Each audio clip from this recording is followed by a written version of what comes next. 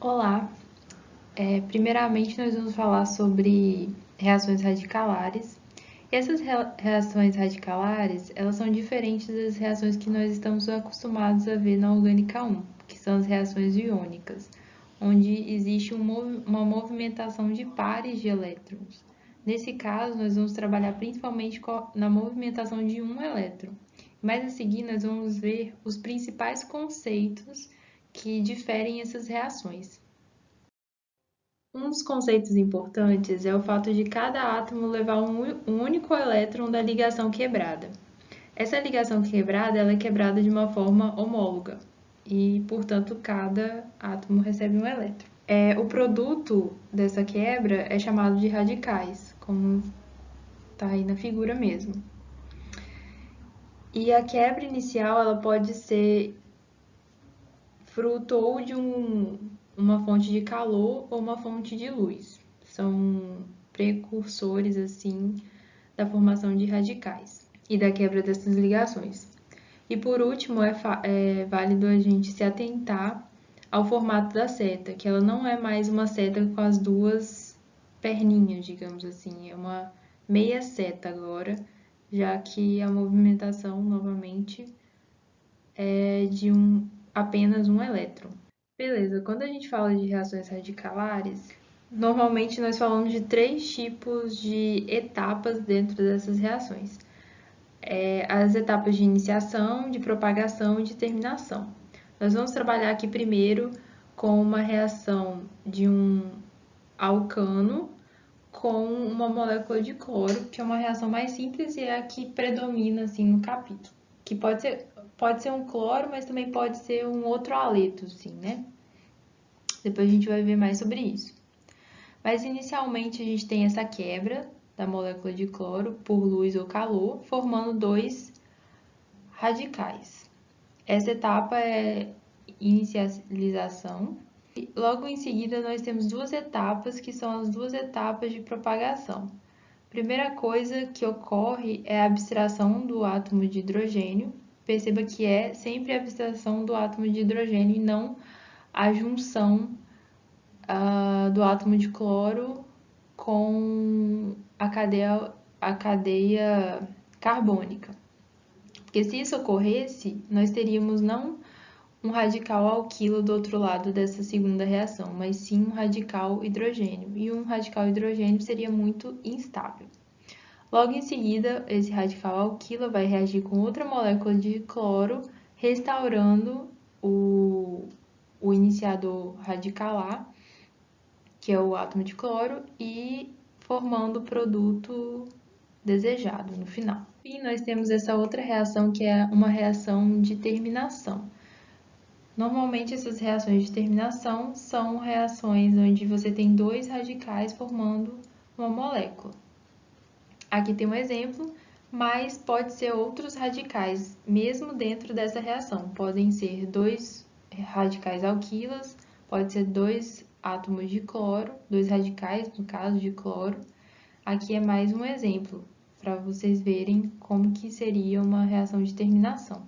Outra coisa importante é a questão de estabilidade desses radicais alquilas. Assim como os carbocátions, eles seguem a mesma ordem de estabilidade, ou seja, os terciários são mais estáveis do que os metílicos, e nós também podemos considerar os mesmos fatores que tornam esses radicais mais estáveis, que é a questão do efeito indutivo e principalmente a hiperconjugação. Nesse capítulo, principalmente, nós vamos ver reações entre alcanos e átomos de halogênio.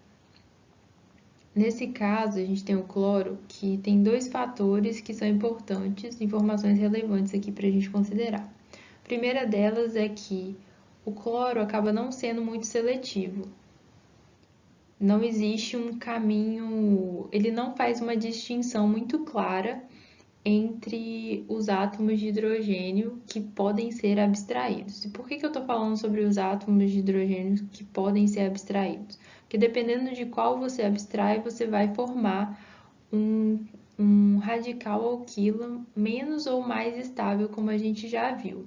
Diante disso, a gente pode colocar que essa parte de abstração de hidrogênio é a etapa determinante. No entanto, no cloro, isso não ocorre com tanta frequência. E por isso a gente tem essa proporção. Porque se essa etapa fosse de fato determinante, a gente teria uma proporção muito maior desse produto terciário do que do produto primário, como é esse primeiro produto que a gente está vendo. Outra coisa que ocorre no cloro é a presença de produtos policlorados, ou seja, mais de um cloro pode entrar nessa molécula.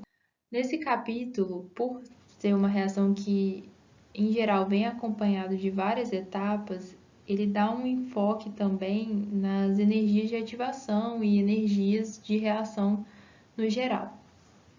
E falando sobre isso, nós temos 4 características assim que são bem relevantes quando tratamos de reações radicalares.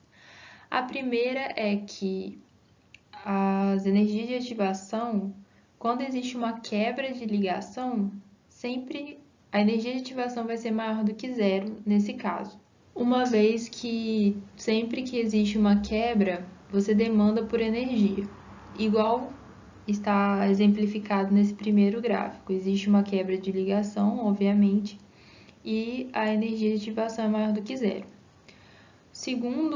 Uma segunda característica é que reações endotérmicas são reações em que a quebra de energia vai demandar mais, a quebra de ligação, desculpa, vai demandar mais energia do que a formação de ligações vai liberar. Ou seja, sempre que a gente quebra, a gente precisa de energia, e sempre que a gente forma uma ligação, a gente libera energia. Quando a quebra demanda mais energia, nós temos reações endotérmicas. Isso é bem óbvio, assim, para quando a gente analisa essa frase, mas é sempre bom a gente relembrar, porque vai ser um conceito bastante importante nesse capítulo. A número 3 é que a energia de ativação em reações onde existe uma quebra homolítica é igual à entalpia, como está exemplificado nesse primeiro gráfico.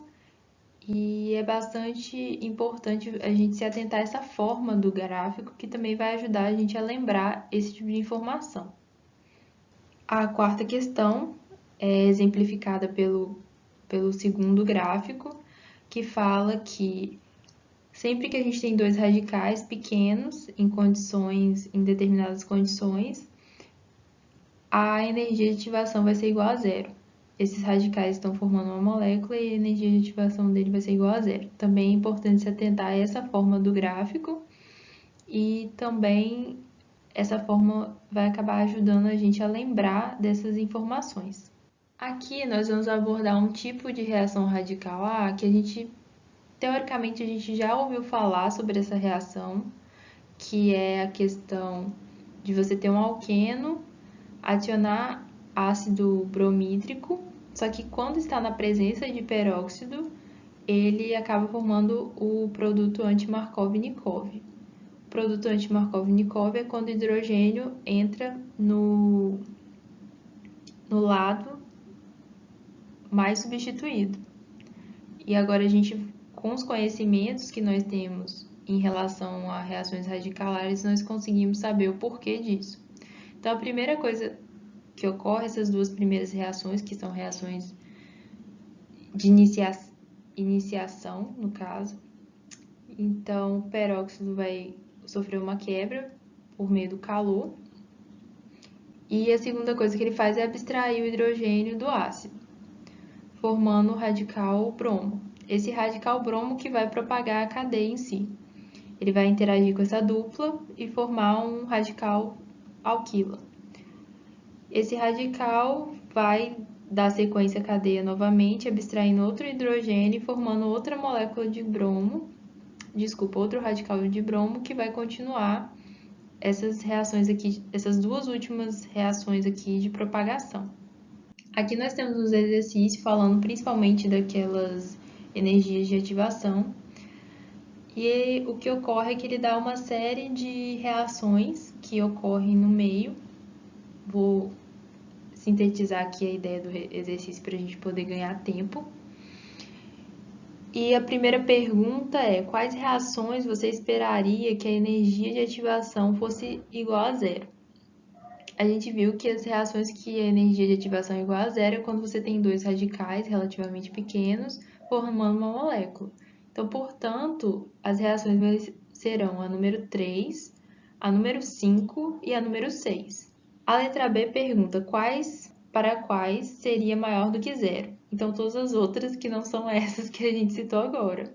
Até porque a energia de ativação nunca é negativa, né? Ou ela é zero ou ela é maior do que zero. E por último, ele pergunta qual a energia de ativação vai ser igual à entalpia. E a gente viu que isso ocorre quando você tem uma quebra de uma molécula formando dois radicais. Então, ocorre na número 1, na número 2. Ok, nesse segundo exercício, nós temos. Ele pede o seguinte: ele pede para você explicar por que existe essa distribuição. O bromo, diferente do cloro, ele tem esse caminho preferencial. E aí ele pede os diagramas da etapa de abstração de hidrogênio. E por que ele pede essa etapa? Porque é a etapa que demanda mais energia e é a etapa que vai determinar a proporção dos produtos por demandar mais energia. Para ganhar tempo, eu já vou apresentar aqui como que é a resolução e abordar os pontos mais importantes. Mas é interessante você pegar e tentar fazer esse exercício sem olhar para ver se ficou bem fixado esses conceitos. Então, ele faz os dois caminhos. O primeiro caminho é esse bromo abstraindo. Primeira coisa que acontece, né? A quebra lá pelo calor ou por luz, liberando dois radicais bromo. Esse radical vai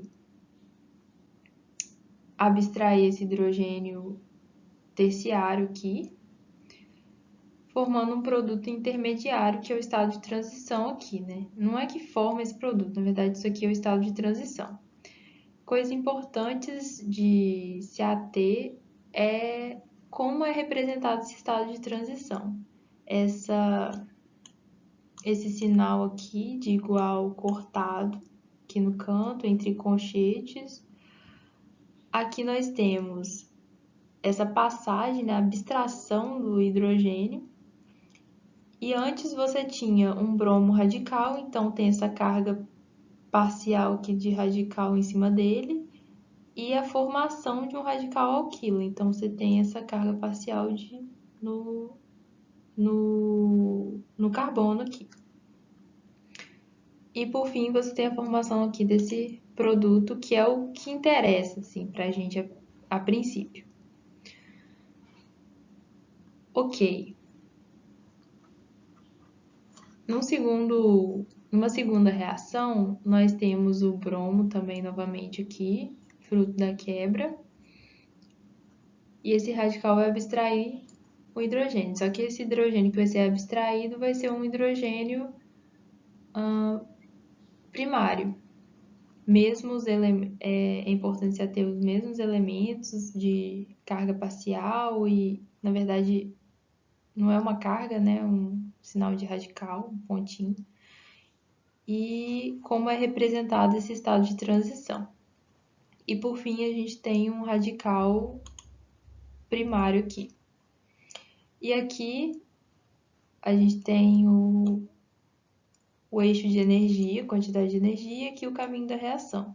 Então, ele representa as maiores energias, tanto de ativação como de entalpia de produtos, para o caminho B, porque você forma aqui um radical primário, que é muito mais energético.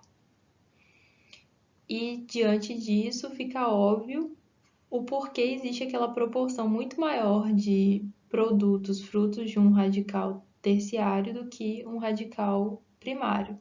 O radical terciário é esse aqui, né? Letra A. Nesse outro exercício, nós temos uma cloração desse composto aqui. Esse composto ele é quiral, R, e ele gera, a partir dessa cloração, ele gera vários isômeros. Ele pede aqui no primeiro momento para você colocar quais são esses isômeros que podem ser formados. Então, o primeiro isômero vai ser o cloro entrando aqui. Aí o cloro pode entrar aqui também.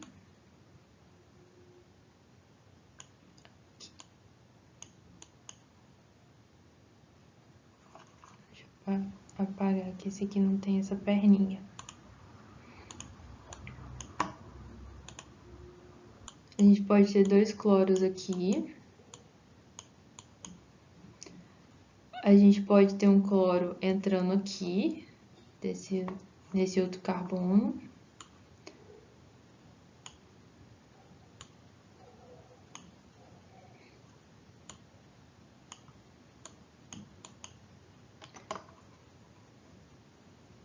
Se ele entrar aqui, ele pode entrar tanto pela frente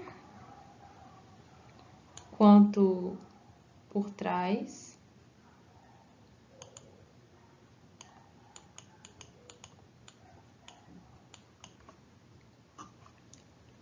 E por último, ele pode entrar aqui nesse último carbono aqui.